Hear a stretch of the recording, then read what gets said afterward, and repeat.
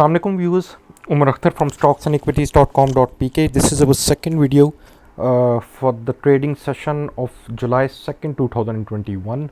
आप ये probably video Sunday को देख रहे होंगे लेट। आपके जो टॉप ट्रेडेड स्टॉक है इस वीडियो में, ये जो हमारी वीडियो है इसमें हम एक हर स्टॉक एक स्पेसिफिक एक ब्रीफ सा टेक्निकल एनालिसिस करते हैं टॉप ट्रेडेड स्टॉक्स का और अपने व्यूअर्स की रिक्वेस्ट को भी एंटरटेन करते हैं। आपके जो टॉप ट्रेडेड स्टॉक्स हैं उसमें सबसे पहले हैस्कॉल है, 49.53 million shares. It lower freezed, अपना बुरी तरह गिर रहा है, आप लोग देख रहे होंगे। फिर इसको हमने बल्कि अपनी जो मेन वीडियो उसमें डिस्कस भी किया है, इसके काफ़ी एस्पेक्ट्स को डिस्कस किया है।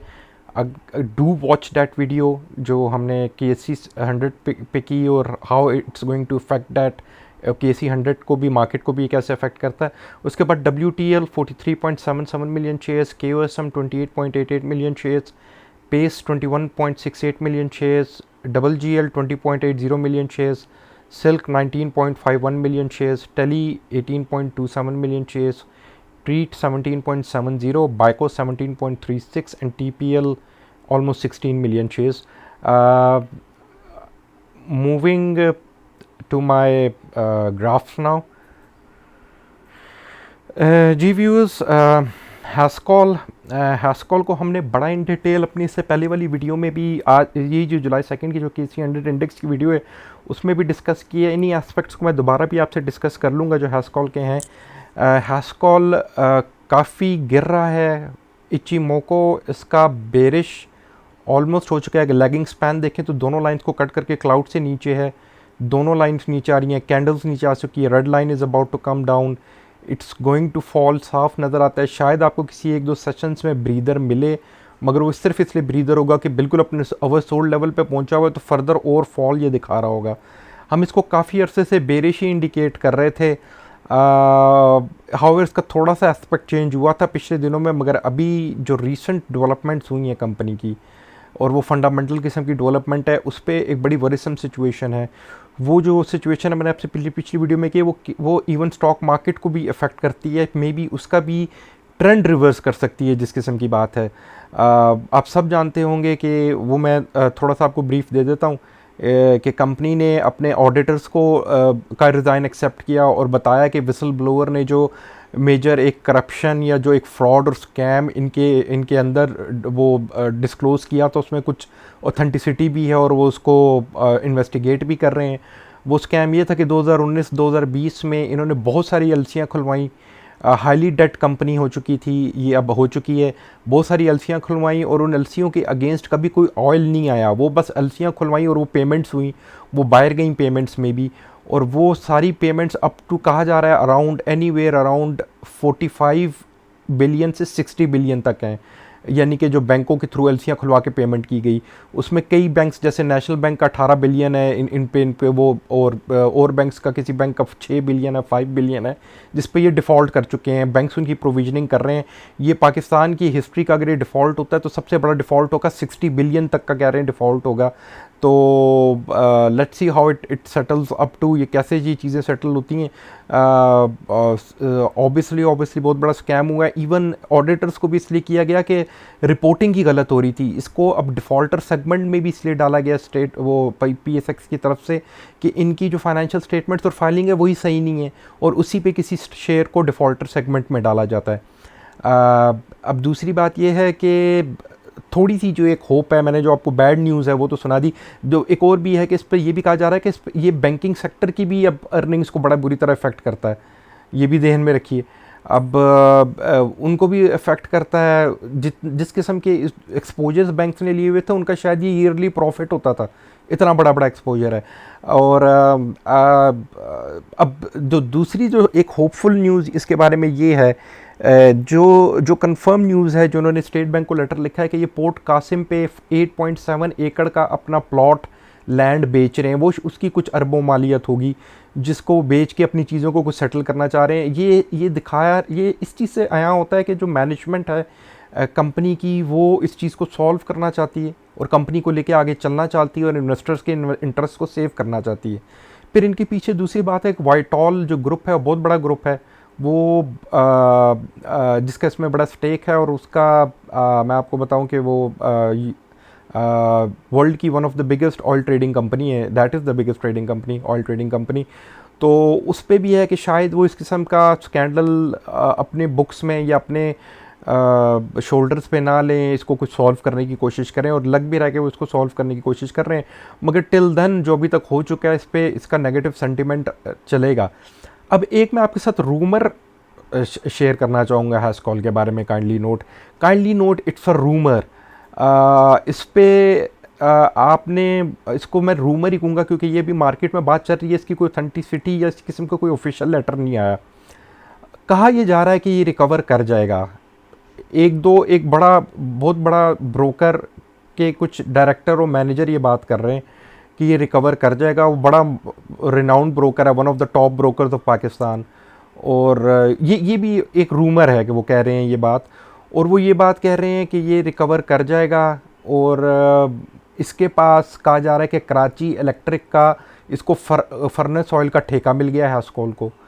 तो फर्नेस ऑयल का तो उसकी भी इसकी अर्निंग्स आएंगी, वो ठेका मिल गया, तो ये शायद रिकवर करके कहा जा रहा है कि 13-14 पे आ जाए। Again please, it's just a rumour.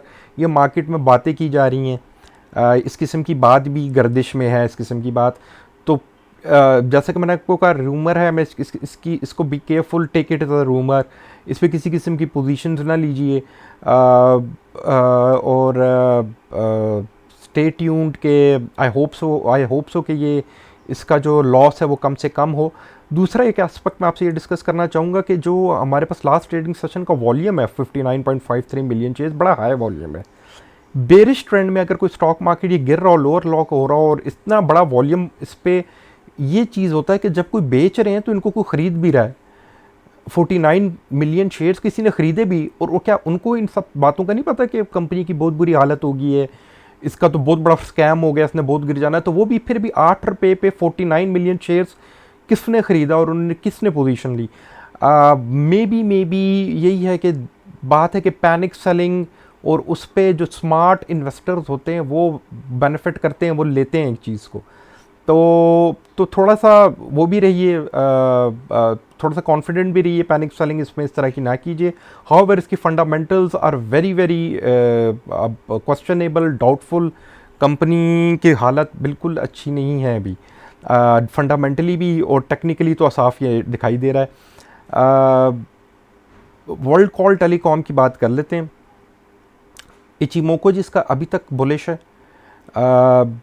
Relative strength index जो है इज़ एट 63 की वैल्यू पे है, अपने ओवरबॉट से निकल के काफ़ी नीचे आ चुका है। स्टॉक हैस्टिक अपने काफ़ी ओवरसोल्ड पे गया था, मगर इट सीम्स लाइक कि अब ये ऊपर की ड्राइव दे रहा है। इसके अगले सेशंस अगले जो हैं वो ऊपर आपको ग्रीन मिलने चाहिए। सीम्स लाइक स्टॉक हैस्टिक आप नीचे से ऊपर की एक बड़ी अच्छी आपको डायरेक्शन देता हुआ नज़र आ रहा है। इचिमोको भी इसका अभी तक बुलिश है। मैं यहाँ पे आपके साथ आज एक और इंडिकेटर भी शेयर करना चाहूँगा, let me, and that is हाइनेकन एशी। व्हाट दिस इंडिकेटर डज, ये हमें हेल्प कर रहा होता है इस चीज़ में कि आपने अगर कोई स्टॉक है तो उसमें कब तक पोजीशन लेनी है अगर वो चढ़ रहा है, और कब उसमें एग्ज़िट कर लेना है। अब अगर आप देखिए तो यहाँ पे इसने इसकी कैंडल्स को स्मूथ कर दिया है, और यहाँ पे वो इसका यहाँ पे तो अप ट्रेंड दिखा रहा है, यहाँ पे भी अप ट्रेंड, यहाँ पे इसने इसको डाउन ट्रेंड इंडिकेट किया था, मगर अब यहाँ पे दोबारा स्मूथ करते हुए अप ट्रेंड इंडिकेट करता हुआ जा रहा है। इसको हम साथ कर लेते हैं इसके साथ एक्सपोनेंशियल मूविंग एवरेजेस के साथ। तो अगर एक्सपोनेंशियल मूविंग एवरेजेस देखिए, लेट मी चेक इसकी सेटिंग्स क्या हैं जी। 9 and 26, बल्कि मैं इसको अगर 10 भी कर लूँ और इसको मैं 30 कर लेता हूँ, 30 डे पीरियड। तो एक्सपोनेंशियल मूविंग, एज पर एक्सपोनेंशियल मूविंग एवरेजेस भी अभी इसमें डाउनवर्ड ट्रेंड नहीं आया WTL में। ये अभी आपको वापसी का नहीं ट्रेंड दे रहा, ये शायद अभी भी आपको अपवर्ड ट्रेंड ही इंडिकेट करता हुआ नज़र आ रहा है। तो सीम्स लाइक इसका अभी तक अपवर्ड ट्रेंड ही है। Again disclaimer, no buy and sell recommendation हुए है जी। Next one is KOSM। जी KOSM मुझे इंडिकेटर्स सॉरी इस पे मुझे प्लॉट करने थे। जी इसका अगर आप देखिए तो इचिमोको इसका बिल्कुल अभी भी बुलिश है, अपवर्ड डायरेक्शन देता हुआ नज़र आ रहा है। Relative strength index is at the value of 70, अपने ओवरबॉट पे पहुंच गया। मगर अगर ये जिस किस्म की बुलिश ड्राइव ऊपर की दिखा रहा है और जिस किस्म का वॉल्यूम आपने लास्ट सेशन में देखा है 28 मिलियन, मेरे ख्याल में लास्ट 1 ईयर का हाईएस्ट वॉल्यूम है, लास्ट 3 ईयर्स का भी हाईएस्ट वॉल्यूम है, और मेरे पास ऑल टाइम प्राइस हिस्ट्री में जो आ रहा है तो शायद इस किस्म का वॉल्यूम नहीं जी, पहले कभी हमने नहीं देखा। This is the highest volume आज तक हमने इसका कभी देखा है कि उस का जो हमारे पास हिस्ट्री आ रही है। अब इसमें अगर आप देखिए तो this is bullish, stochastic clearly upward trend दिखा रहा है, और अभी तक ये भी अपने एक्सट्रीम ओवर बॉट पे स्टॉक हैस्टिक नहीं गया। स्टॉक हैस्टिक के पास काफ़ी मार्जिन है। हाईएस्ट RSI जो हमने इसका देखा है that is 78 in last 1 year जी। लास्ट 3 ईयर्स में इसका हाईएस्ट RSI अगर हमने देखा है तो दैट वाज 80। तो मेरे ख्याल में जिस किस्म की बुलिश रन है तो 70 टू 80 तक, 78 टू 80 तक का RSI ये ले जाएगा। स्टॉक हैस्टिक के पास काफ़ी क्वेश्चन ऊपर जाने का, तो मेरे ख्याल में ये अभी आपको आगे और भी ग्रीन सेशंस इंडिकेट करेगा, दिखाता हुआ नज़र आएगा। अगर नहीं करता तो वो एक सिर्फ ब्रीदर और वो है मेरे ख्याल में। अगर आपको कोई बीच में रेड सेशन या फ्लैट सेशन मिलता है तो दैट्स जस्ट अ ब्रीदर या करेक्शन है फर्दर अपवर्ड। इसकी अपवर्ड मूवमेंट मुझे काफ़ी ये भी स्ट्रॉन्ग नज़र आती है। इस पे भी अगर हम हैनिकन ऐशी प्लॉट कर लें, आई एम सॉरी जी, एक्सपोनेंशियल EMA क्रॉस, एंड अगर आप EMA क्रॉस देखिए तो इसने यहाँ पे इसको क्रॉस किया था indicating it's a upward trend, और अभी तक इसने वापसी का क्रॉस नहीं किया। और ये बिल्कुल बिल्कुल अभी आपको अपवर्ड ट्रेंड ही इंडिकेट करता हुआ इंडिकेट कर रहा है, it's going upwards. The next one is Pace जी। Pace is also in its bullish trend as पर its Ichimoku. Relative strength index इसका 70 पे। स्टॉक हैस्टिक भी बिल्कुल अपने टच कर रहा है ओवरबॉट को, मगर एस इसके पास RSI और इसके पास स्टॉक हैस्टिक दोनों में काफ़ी मार्जिन है, अभी मार्जिन है। अभी क्वेश्चन है जो रीसेंट RSI का हाई हमने देखा है वो 74 था, और हाईएस्ट RSI हमने इसका कभी देखा है तो डेट वाज 77 78। तो मे बी पेस आपको अगर ग्रीन सेशन दे भी देता तो उसके बाद आपको इसके फ्लैट सेशंस मिलें या रेड सेशंस मिलें, going in a strong upper trend. मगर वही है कि इसको ब्रीदर ऑन इट्स वे ज़रूर चाहिए कि ये अपनी कैरी कर सके, इन दोनों को थोड़ा सा एडजस्ट कर सके। अगर ये ग्रीन इसके आपको 1-2 सेशंस मिलते हैं तो इट वुड बी इसका RSI और स्टॉक हैस्टिक अपने एक्सट्रीम ओवरबॉट को जा रहा होगा, तो फिर उसके बाद तो मस्ट है कि इसमें कोई ना कोई फ्लैट या सेशंस हों या करेक्शंस आएँ। पेस के बाद जी double G L clearly going in its upward trend जी, बुलिश ट्रेंड में आपको जाता हुआ दिखाई दे रहा है। मगर जो आपने पिछले जो कुछ रेड सेशंस देखे हैं जो माइनर से थोड़ी सी करेक्शंस आए वुड से, उसमें ये बहुत अच्छा हुआ है कि डबल जी एल का जो RSI है वो 56 पे आ गया है। और अगर आप स्टॉक हैस्टिक भी देखिए तो वो डाउनवर्ड ट्रेंड में जाता हुआ काफ़ी नीचे जा रहा है। अब स्टॉक हैस्टिक आपको फर्दर नीचे की डायरेक्शन दे रहा है, शायद आपको 1-2 रेड छोटे मोटे सेशंस या फ्लैट सेशंस इसमें और भी मिलें, और स्टॉक हैस्टिक अपने बिल्कुल अगर सोल्ड पे लेवल पे आएगा तो ये वापस अपनी सीम्स लाइक कि अपने अपवर्ड ट्रेंड को कैरी कर रहा होगा double G L it seems. और मूविंग अब हम अपने व्यूअर्स की रिक्वेस्ट को देख लेते हैं। ये जी यास्मीन खान हमें कह रही थी कि काफ़ी अरसे से आपका एनालिसिस नहीं आया, please do give your analysis on Kapco GATM and AVN। जी श्योर, मैं बिल्कुल कवर करूँगा जी इनको। फिर यास्मीन खान का है जी कि वो कह रही है कि do give a review of Kapco. जी इंशाल्लाह I am planning to make a detailed separate video on Capco covering its fundamentals and every news and every aspect. Inshallah we will be posting that too. Nasir Hussain sahab कह रहे हैं जी Treet TPLP TPL, वो ट्रीट की कोई recommendation भी दे रहे हैं। कैपको का दोबारा कह रही हैं यास्मीन खान। अच्छा जी, हमारे पास यहाँ पे उमैर इलाही साहब TRG, टेली, ASL, WTLG कवर हो गया, सिल्क बैंक, GHN, HTL, हैस्कॉल भी कवर हो गया जी। मोहम्मद अजीम साहब, हम नेटवर्क, और अमजद इकबाल साहब WTL, silk bank. Sure sir, I will do that. Silk और हैस्कॉल का कह रही हैं यास्मीन खान, हैस्कॉल हो गया, we are going to cover जी सिल्क। मार्स मनी, IQ, हम नेटवर्क की फाइनेंशियल रिपोर्ट आज आई है, उस कॉन्टेक्स्ट में एनालिसिस कर दें। ओके, मैं जब हम नेटवर्क को देख रहूँगा I will discuss this financial report too जी। और फाइन जी, we'll move to our viewers request now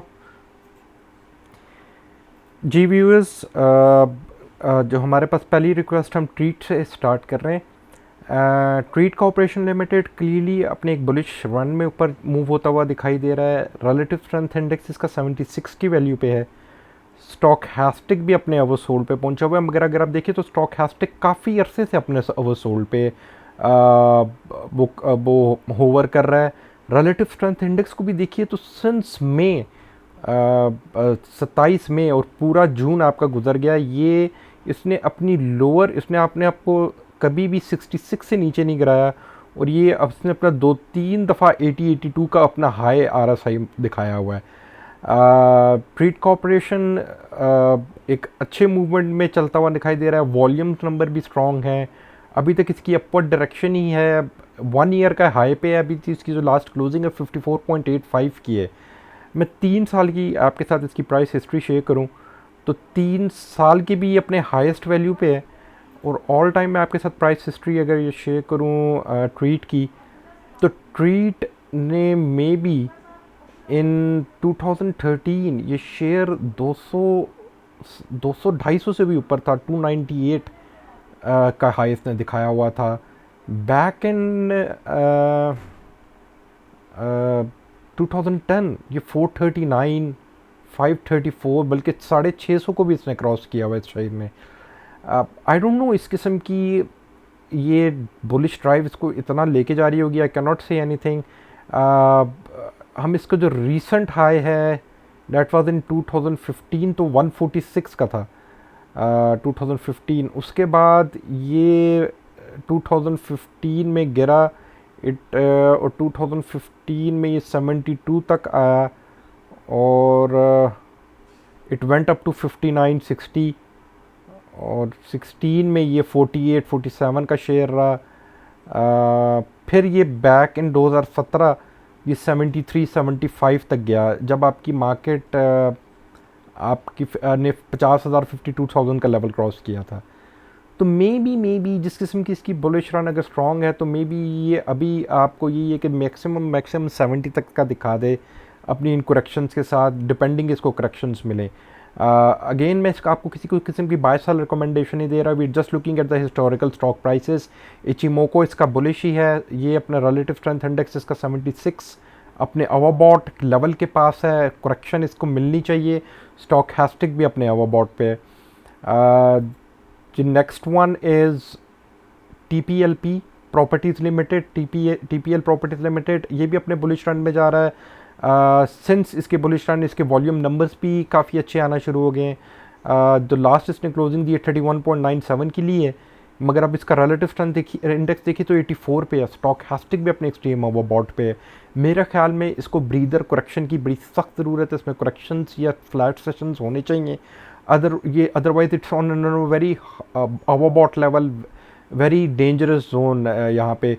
मैं इसकी 3 साल की आपके साथ प्राइस हिस्ट्री अगर शेयर करूँ तो ये अपने 3 साल के भी हाई पे है। ऑल टाइम प्राइस हिस्ट्री जो मेरे पास आ रही है, ऑल टाइम प्राइस हिस्ट्री भी हाई पे है।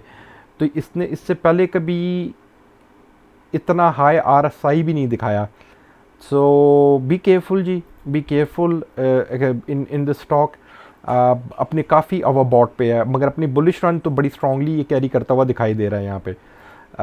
TPL कॉप लिमिटेड जी, बिल्कुल ये भी इसी किस्म की बुलिश रन पे है, हाई बुलिश रन पे, मगर आपने देखा होगा कि पिछले लास्ट 2 सेशंस इसके आपको नेगेटिव मिले, ठीक ठाक नेगेटिव मिले। जो लास्ट सेशन ये 6.10% से गिरा, उससे पहले 2.68 हुआ भी यही था कि इसका जो RSI था that was on the value of 93, और अब इन दो करेक्शंस के बाद जो RSI है इसकी वैल्यू आपकी होगी 75। स्टॉक हैस्टिक भी डाउनवर्ड डायरेक्शन इंडिकेट कर रहा है, आप इसमें फर्दर और फॉल शायद आप देखें। जो जो जो इससे जो पिछले सेशन से प्रीसीडिंग सेशन है जिसमें आपका सेशन जिसमें ये 2.66% से गिरा, तो उस टाइम इसका ये हाईएस्ट वॉल्यूम भी था। मेरे ख्याल में इसमें बड़ी प्रॉफिट टेकिंग हुई है इन लेवल्स पे उस दिन। 48 मिलियन शेयर्स का काम हुआ, काफ़ी प्रॉफिट टेकिंग हुई है उस दिन। तो मेरे ख्याल में कि प्रॉबेबली अब प्रॉफिट टेकिंग हो रही है, इसका रिवर्सल आप शायद देख रहे हो। अभी तक तो इसका अभी तक बुलिश रन ही इंडिकेट हो रहा है, मगर यहाँ पे मुझे लग रहा है कि स्टॉक हैस्टिक इसको फर्दर नीचे लेके जा रहा है और ये भी अपने अवरबॉट जोन से ये निकलेगा। इसको 70 की वैल्यूज शायद आप नीचे आने की ज़रूरत है TPL को। कैपको को देख लीजिए जी। कैपको को अब सिर्फ टेक्निकल्स देखना बड़ा गलत होगा। जिन्होंने हमें रिक्वेस्ट की हुई है, मेरे ख्याल में मैंने कहा भी अपनी स्टार्ट वीडियो कि हम इसका शायद एक पूरी एक स्पेसिफिक एक वीडियो भी कर दें जिसमें हम इसके सारे एस्पेक्ट्स फंडामेंटल्स को भी डिस्कस कर लें, और जो सिचुएशन है इसके renewal of power purchase agreement, और ये इसके कहते हैं प्लांट की कैपेसिटी अभी भी जो है वो फॉर नेक्स्ट 10 ईयर्स है। और कैपको एक वाहिद प्लांट है जो LNG, गैस एंड ऑयल, इन सब पे ये वो हाइब्रिड प्लांट है, सब पे चल सकता है। वेरी गुड, इसने डिविडेंड भी बहुत अच्छी आती है, बहुत अच्छा स्टॉक है, प्राइस टू अर्निंग बहुत अच्छी है। ये इसका इतना बुलिश नहीं है, मोर लाइक अ टैंगल्ड सिचुएशन है। मैं साइडवेज भी नहीं कहूँगा, थोड़ा बहुत बुलिश है, इसको ऊपर जाना भी चाहिए। इसकी फंडामेंटली भी वैल्यू काफ़ी अच्छी देते हैं, काफ़ी रिसर्च हाउसेस अब ज़्यादा ही देते हैं। RSI इसका 70 पे हो गया। स्टॉक हैस्टिक भी काफ़ी ओवरबॉट पे, मगर अपवर्ड डायरेक्शन अभी भी इंडिकेट कर रहा है। हाईएस्ट RSI जो उसने हमें रिसेंटली दिखाया था डेट वाज 79, जिस दिन इसने अपनी हाईएस्ट वैल्यू दिखाई थी जी 47.59 की जी। उससे पहले हाईएस्ट RSI हमने देखा इसका 180 पे, और उन दोनों भी इसकी 44-45 ही हाईएस्ट वैल्यू थी। डिविडेंड बहुत अच्छा दिया हुआ है। मेरे ख्याल में इसमें आप ग्रीन सेशन देखेंगे, ये x dividend I am not तो श्योर, शायद जुलाई 9 को हो रहा है कि जुलाई 6 को, और मे बी उसके बाद इसमें करेक्शंस मिल रही हों कि जिन्होंने डिविडेंड लेना है वो लेने के बाद उसको बेच रहे हो, तो डिविडेंड वो XD होने के बाद ऑब्वियसली वो बुक क्लोजर के बाद एक शेयर प्राइस उसकी गिर रही होती है। TRG को देखिए तो TRG फंडामेंटली मैंने आपसे कहा था कि हम इस पर अपना स्टैंड चेंज कर चुके हैं। अब ये स्टॉक अच्छा है। यहाँ पे इसकी यहाँ पे जो इसका इचिमोको है ये साइडवेज में चेंज हो रहा है। This is sideways, tangled situation है, सारी lines and candles are tangled. This is sideways right now. Sideways means if you are holding it तो बेचिए मत, और अगर आपने इसमें इन्वेस्टमेंट करनी है तो भी खरीदने का टाइम नहीं है।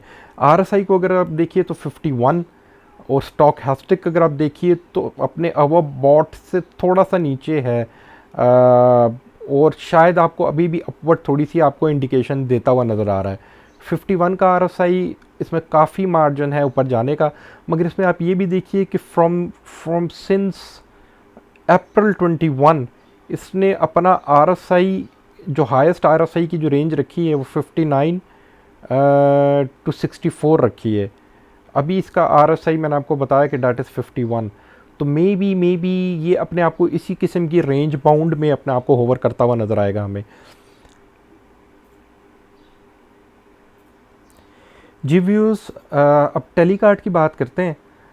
टेलीकार्ट को हम बड़े अरसे बाद देख रहे हैं बिकॉज हमने ये वीडियो भी नहीं की।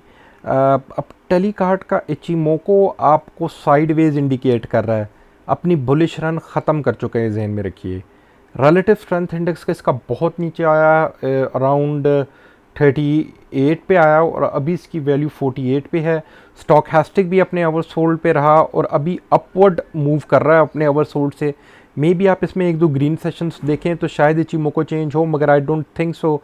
Red line is above the blue line and candles both. Lagging span आपकी ब्लू लाइन को कट कर चुकी है और it's on the verge of cutting the red line too. हम इसको फर्दर इसको अपने स्टैंस ऑफ इसके ये इसने अपना बुलिश रन ख़त्म कर लिया। हम इसको हाइनेकेन एशी जो है उस पर भी चेक कर लेते हैं। अगर मैं इस पर EMA प्लॉट कर लेता हूँ, एक्सपोनेंशियल मूविंग एवरेजेस, जी एक्सपोनेंशियल मूविंग एवरेजेस प्लॉट हमने अगर की हैं तो अगर आप देखिए तो यहाँ पे exponential moving averages short term इसको क्रॉस कर रही थी और it was indicating in upward trend, और एट दिस स्टेज आपकी जो शॉर्ट टर्म ने नीचे से इसको क्रॉस कर दिया आपकी लॉन्ग टर्म को, तो अब now it's indicating a downward. दो बेशक आपके पास दो सेशंस जो हैं आपके पास ग्रीन आए हैं, मगर अभी तक इट डजंट सीम्स लाइक कि मैं इसको एक मिनट लाइन पे लेके जाऊं। देखिए तो रेड लाइन ने अभी तक सॉरी शॉर्ट टर्म ने आपकी लॉन्ग टर्म को क्रॉस नहीं किया, यहाँ पे क्रॉस किया हुआ और अभी तक इसमें गैप ही है।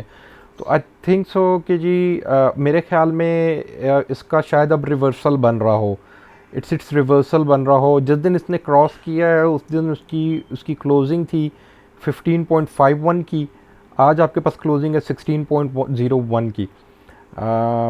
सो आई फील लाइक कि ये इसका एज पर ये दिस इंडिकेटर इसका इसका अपवर्ड ट्रेंड शायद अभी रुक गया है, इसका अपवर्ड ट्रेंड अभी आप और ना देखें फ़िलहाल के लिए।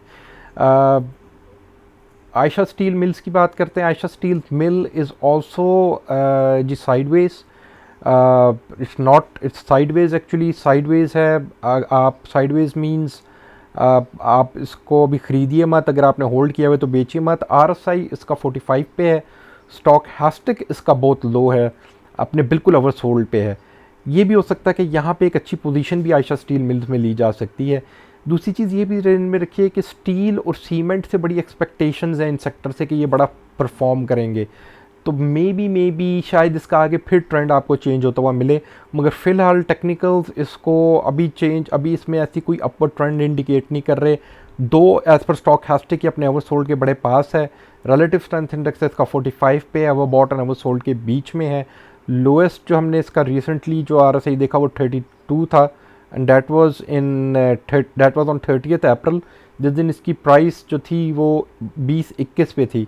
अभी इसकी क्लोजिंग 24 पे है, तो आप इसकी अगर प्राइस बहुत गिरती है तो 20-21 पे इसके पास हमें इसके पास बड़ी अच्छी सपोर्ट नज़र आती है मेरे ख्याल में। जिस इसके बाद सिल्क बैंक है, स्टिल अभी भी अपने बुलिश अपवर्ड ड्राइव में है ये।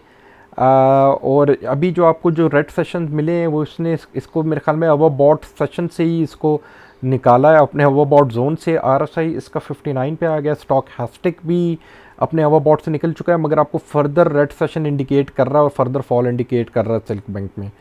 अभी ये भी ध्यान में रखिए कि सिल्क बैंक ने हैस्कॉल के पे जो हमने हैस्कॉल को डिस्कस किया था, हैस्कॉल पे 1.5 अरब का एक्सपोजर लिया हुआ है, तो मेरे ख्याल में सिल्क बैंक भी अपने अपने अपने लॉसेज इनकर करेगा 1.5 अरब के, ड्यू टू हैस्कॉल अगर डिफ़ॉल्ट करता है।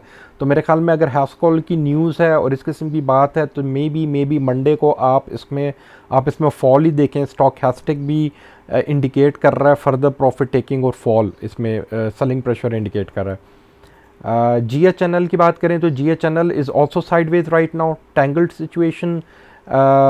आपका जिसका RSI है that is on the value of 58। Stochastic अपने ओवरसोल्ड से निकला है अपर की तरफ और अपवर्ड डायरेक्शन इंडिकेट कर रहा है। अगर आप देखिए तो जैसे कि मैंने बताया इसका RSI 58 पे है। रीसेंट हाई हमने RSI का देखा है डेट ऑन 62, और हाईएस्ट उससे पहले हमने देखा 72-73 पे। तो मे बी आप इसमें थोड़े बहुत ग्रीन सेशंस देख सकते हैं एज़ पर स्टॉक हैस्टिक, आपको एक दो सेशंस मिल जाएं ग्रीन, मगर इचिमो को इसका इतना अपवर्ड इंडिकेट नहीं कर रहा, it's not that bullish. HTL is also sideways, जिसका रिलेटिव स्ट्रेंथ इंडेक्स 44 पे है, in middle of over bought and over sold. Stochastic काफ़ी अपने ओवर सोल्ड पे आ गया। मुझे लगता है कि इसमें आप थोड़ी सी और फॉल या रेड सेशंस देखें, इसका रिलेटिव स्ट्रेंथ इंडेक्स और भी नीचे आ रहा होगा। जी व्यूअर्स, नेक्स्ट स्टॉक हमारे पास हम नेटवर्क है। हम नेटवर्क इस साइडवेज, इसका एचएमओ को साइडवेज है। रिलेटिव स्ट्रेंथ इंडेक्स इसका 54 पे है, और स्टॉक हैस्टिक अपने ओवर सोल्ड से अपवर्ड की डायरेक्शन की तरफ मूव हुआ है, मगर आप देखिए तो ब्लू लाइन ने दोबारा वापसी रिवर्सल दी है, और आप लगता ये है कि वो रेड लाइन को क्रॉस करने वाली है, it's about to red line. तो मंडे का सेशन में भी आपको रेड मिले और ये आपको क्रॉस करती हुई नज़र आ रही हो, क्योंकि यहाँ पे ये साइडवेज, आई डोंट थिंक सो कि इसकी स्टॉकहास्टिक इतनी अपनी आप को अपवर्ड स्ट्रॉन्ग दिखा रहा होगा। जिन्होंने हमें हम नेटवर्क रिक्वेस्ट किया था, उन्होंने कहा था कि इसके फाइनेंशियल्स भी डिस्कस कर लें, जो लेटेस्ट फाइनेंशियल रिपोर्ट आई है। तो अभी आप इसकी फाइनेंशियल रिपोर्ट आप देख रहे होंगे, कंसोलिडेटेड प्रॉफिट एंड लॉस जी। अब हुआ ये है कि इसकी अर्निंग जो लॉस पर शेयर था दैट वाज इन 2019 जी, लॉस पर शेयर जो 2019 में था वो दैट वाज 0.68, दैट वाज 0.68, वो रिड्यूस होके 0.20 हो गया, 20 पैसे का लॉस पर शेयर। इम्प्रूवमेंट हुई है कि इन्होंने अपना लॉस कम कर लिया है। अब हम देखते हैं कि लॉस कैसे कम हुआ है। अगर आप देखें तो 2019 में 4.7 बिलियन का रेवेन्यू था और 2020 में 4.64 बिलियन का हुआ है। 2019 में 4.786 बिलियन का, तो रेवेन्यू कम हुआ है, रेवेन्यू कम हुआ है। इन्होंने इम्प्रूवमेंट कहा कि इन्होंने कॉस्ट ऑफ प्रोडक्शन में इम्प्रूवमेंट की। इन्होंने अपनी कॉस्ट ऑफ प्रोडक्शन जो 3.7 बिलियन की थी वो 3.18 बिलियन पे ले आए, और ट्रांसमिशन कॉस्ट 460 मिलियन की थी 440 मिलियन पे ले आए। उसके बाद इनको फिर भी ये लॉस है जी, ग्रॉस लॉस में है, और उसके बाद ये ऑपरेटिंग लॉस में भी है। अब ऑपरेटिंग लॉस काफ़ी रिड्यूस हुआ है, 380 मिलियन से लेके 25 मिलियन पे आ गया ऑपरेटिंग लॉस। वो इसी वजह से कि इन्होंने अपनी ये कॉस्ट ऑफ प्रोडक्शन और ट्रांसमिशन कॉस्ट को बड़ा इम्प्रूव किया, क्योंकि ग्रॉस प्रॉफिट जो 603 मिलियन का था, gross profit, I am sorry, gross profit में है कंपनी, मैंने आपको पहले ग्रॉस लॉस कह दिया था। ग्रॉस प्रॉफिट जो 603 मिलियन का था वो 1 बिलियन का ग्रॉस प्रॉफिट है अब।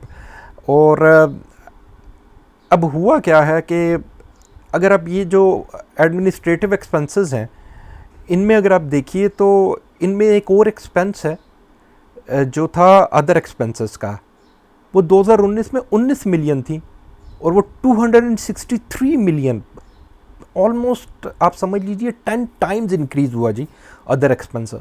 और ये मुझे बड़ी क्यूरियोसिटी हुई कि अदर एक्सपेंसेस क्या है जो इतना इंक्रीज़ हुआ। तो मैंने इसके जाके अगर ये नोट्स में चेक किया तो पता चला कि उन्होंने 209 मिलियन एक्सपेंस इनकर किया, जो इन्होंने अपने अवार्ड शोज़ किए 2020 में। आई डोंट नो, हम नेटवर्क ने, मेरे ख्याल में आप सब देखते होंगे तो शायद अवार्ड शोज़ अपने शायद कनाडा वगैरह और बाहर के मुल्कों में किए, और उस करने की वजह से उन्होंने अपना जो अदर एक्सपेंसेस था वो 19 मिलियन से 270 ऑलमोस्ट 260 मिलियन पे ले गए अपना ये एक्सपेंस। और अगर यही एक्सपेंस वो इतना बड़ा ना करते तो कंपनी इस टाइम ऑपरेटिंग प्रॉफिट में होती, और आप ये जो 20 पैसे का लॉस पर शेयर देख रहे हैं ये अर्निंग पर शेयर हो जाती, और मैं आपसे कह रहा होता कि कंपनी फंडामेंटली अच्छी हो गई है। मगर फ़िलहाल it's still in losses. I hope so कि नेक्स्ट ईयर जो है 2021 में ये चीज़ें चेंज हो जाएंगी। अगर ये इस चीज़ को मैनेज कर लेती है कंपनी कि इस किस्म का ये इतना बड़ा एक्सपेंस अवार्ड शोज़ पे नहीं करती, अपनी कॉस्ट ऑफ प्रोडक्शन को फर्दर मैनेज कर लेती है, रेवेन्यू भी बढ़ जाता है, तो कंपनी की आप अर्निंग्स देख लें शायद हम नेटवर्क की फॉर द नेक्स्ट ईयर। हो सकता है, पॉसिबिलिटी है, काफ़ी चांसेस नज़र भी आ रहे हैं with looking at the current figures. एक और जो वरीसम बात है कि इन्होंने अपनी फाइनेंस कॉस्ट इनकी बहुत बड़ी है। फाइनेंस कॉस्ट 144 मिलियन से 244 मिलियन, ऑलमोस्ट डबल आप कर लीजिए, डबल से थोड़ा सा नीचे आप कर लीजिए। वो यही है कि मेरे ख्याल में जो डेट है वो इस तरह तो नहीं इम्प्रूव हुआ, या शायद उनकी अभी रीपेमेंट्स शुरू हुई हैं जिसकी वजह से ये फाइनेंस कॉस्ट इतनी बड़ी। कंपनी का जो लॉन्ग टर्म डेट है वो तकरीबन 1 अरब का है, और जो करंट लायबिलिटी है 1.3 अरब की है। टोटल बैलेंस शीट फुटिंग जो है वो 5-5.5 अरब की आप समझ लीजिए, 5.25 अरब की है। तो उसमें 5.25 अरब में आप कर लीजिए कि 2 अरब जो है वो कर्जा है। तो आई थिंक सो कंपनियां इससे ज़्यादा हाईली डेट होती हैं सीम्स, मेरे ख्याल में है तो ज़्यादा थोड़ी सी, मगर फिर भी मैनेजेबल है, ठीक है। हम नेक्स्ट हम नेटवर्क टेक्निकली मैंने आपको बता दिया, फाइनेंशियल रिपोर्ट भी आपसे डिस्कस कर ली। GATM को देख लें जी, ये बहुत अच्छा स्टॉक है, टेक्सटाइल इंडस्ट्री का बहुत अच्छा स्टॉक है। अब टेक्निकली इसको देखना वैसे गलत ही होगा यूजुअली। यहाँ पे इसका जो इंडिकेटर है चिमोको इसको साइडवेज इंडिकेट कर रहा है, और इसका जो रिलेटिव स्ट्रेंथ इंडेक्स है it's on the value of 53। स्टॉकहास्टिक भी बिल्कुल अपने बॉर्डर लाइन पे है ऑफ इट्स ओवरबॉट, और अगर आप देखिए यहाँ पे तो इट्स की जो ब्लू लाइन है almost cutting the red line. तो आप शायद एक दो सेशंस इसमें आगे अब आप इसमें रेड देखें या सेलिंग प्रेशर देखें। Fundamentally the share seems very good. जो हाईएस्ट हमने इस साल में इसकी प्राइस देखी है वो 60 की देखी है, अभी इसकी जो प्राइस क्लोजिंग 51 की है। लास्ट 3 ईयर्स में हाईएस्ट प्राइस जी मेरे ख़्याल में वही है, 60 ही है। और ऑल टाइम प्राइस हिस्ट्री में आपके साथ GATM की अगर शेयर करूं तो GATM 100 रुपये का शेयर था बैक इन 2004, और ये 60 से ऊपर का शेयर था 2014 में। 2016-2017 में भी ये 56-60 के दरमियान इसी तरह रहा। तो ये अपने हाइस पे ही अभी ट्रेड कर रहा है। टेक्सटाइल को भी काफ़ी बेनिफिट्स वो बात हो रही है, तो मे बी ये अपना कुछ नया हाई अभी आपको दिखा दे। इस पोटेंशियल ज़रूर है इस शेयर में, मगर ये जहन में रखिए कि अपने हिस्टोरिकल हाइस के पास ये ऑलरेडी है अभी। एवियन को देख लीजिए जी, टेक्नोलॉजी सेक्टर का बहुत अच्छा स्टॉक है। इसका इचिमोको इतना स्ट्रॉन्गली बुलिश नहीं है, मैं इसको अभी भी साइडवेज ही यहाँ पे इंडिकेट करूँगा। इसकी जो प्राइस है क्लोजिंग 95 पे हुई है। बहुत फेमस एक ब्रोकर है पाकिस्तान का, one of the top brokers और रिसर्च हाउस भी है उनका, तो उन्होंने इसके फंडामेंटल ग्राउंड्स पे इसकी जो फेयर वैल्यू वो 95 ही दी हुई थी। मैं काफ़ी अपनी वीडियोस में एवीएन के बारे में ये डिस्कस कर चुका हूँ, और इसने वाकई अब फाइनली वो शेयर टच कर दिया। उस टाइम ये काफ़ी लो होता था। RSI इसका 58 पे है। स्टॉकहास्टिक अपने ओवरसोल्ड से ऊपर की तरफ मूव कर रहा है, तो शायद आप आगे एक अच्छे ग्रीन सेशंस आप इसमें शायद देख लें। आपको एक दो सेशन जाके उसके ग्रीन मिलने चाहिए एज़ पर स्टॉकहास्टिक, जिस किस्म की शार्प अपवर्ड मूवमेंट है स्टॉकहास्टिक में ब्लू लाइन की। वेव्स को देख लीजिए, वेव्स का इचिमोको बुलिश है। इसका जो रिलेटिव स्ट्रेंथ इंडेक्स है 61 की वैल्यू पे है। हाईएस्ट RSI हमने देखा है पिछले दिनों, डेट वाज 77। स्टॉकहास्टिक अगर आप देखिए तो वो भी अपने तकरीबन ओवरबॉट से थोड़ा सा नीचे, मगर जो ब्लू लाइन है उसने रेड लाइन को क्रॉस कर लिया, फर्दर सेलिंग इंडिकेट कर रहा है, रेड सेशन इंडिकेट करता हुआ नज़र आ रहा है यहाँ पे। मगर वही है कि शायद इसके RSI को फर्दर एडजस्ट कर रहा होगा, नीचे लेकर आ रहा होगा। सीम्स लाइक अ गुड, वो उसको फर्दर एक अट्रैक्टिव प्राइस पे लेकर आ रहा होगा। इचिमोको इसका अभी तक बुलिश ही है। द नेक्स्ट वन इज़ बाइको। बाइको का बुलिश बिल्कुल ऑन बॉर्डर लाइन है कि इसको अगर एक दो सेशंस और रेड मिला तो इसका बुलिश जो है ट्रेंड वो ख़त्म हो रहा होगा। यहाँ पे जहन में रखिए, ब्लू लाइन इस बिल्कुल एज पे है कि रेड लाइन को क्रॉस करे। लेगिंग स्पैन भी ऑलमोस्ट क्रॉस करने वाली है डाउनवर्ड में, मगर ऑन द अदर हैंड यहाँ पे देखिए तो स्टॉकहास्टिक बिल्कुल अपने ओवरसोल्ड पे आ गया है, मगर यहाँ पे ब्लू लाइन ने फिर रेड लाइन को कट किया हुआ, indicating further selling pressure. RSI इसका 45 पे है, और जो हमें जो इसका जो लोएस्ट RSI इतने पिछले, इसने अपना काफ़ी अरसे से 32 के RSI से अपने आप को नीचे नहीं किया। इसकी सपोर्ट आपको 32 टू 35 के RSI के दरमियान बड़ी स्ट्रॉन्गली मिलती है। वही मैंने आपसे कहा इसका RSI अभी 45 पे है। क्लोजिंग इसने आपको दी है 11.34, तो मे बी आपको अराउंड 9 साढ़े 9 पे इसकी बड़ी स्ट्रॉन्ग सपोर्ट मिलती है अगर इसने नीचे फर्दर आना भी है तो।